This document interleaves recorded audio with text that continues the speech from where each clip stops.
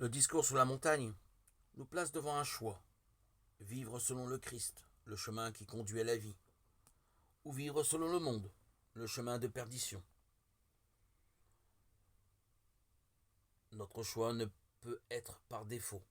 Il ne peut se satisfaire de demi-mesures, selon une honnête moyenne qui cacherait bien mal notre tiédeur, notre paresse. Transformons notre manière de vivre, et ainsi peu à peu, laissons notre être même être façonné en vivant selon ce que dit toute l'Écriture, la loi et les prophètes, Matthieu 7,12. Mais cela n'est possible que parce que Jésus lui-même est venu en sa personne, non pas abolir mais accomplir la loi et les prophètes, Matthieu 5,17.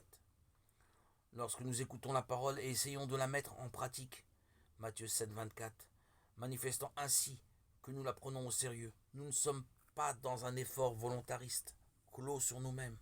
Nous accueillons le Christ qui vient en nous, triompher du mal, nous guérir dans nos incapacités d'aimer, être victorieux avec nous dans le combat spirituel et nous mener ainsi plus loin sur le chemin de la vie. Avec le Christ, nous nous tenons sous le regard du Père, qui est Providence. La parole n'est pas un appel à un héroïsme hors de notre portée, les signes de la miséricorde, qui ne désire rien, tant pour nous que le bonheur. Je te propose de choisir entre la vie et la mort, entre la bénédiction et la malédiction. Choisis donc la vie. Deutéronome 30, 19.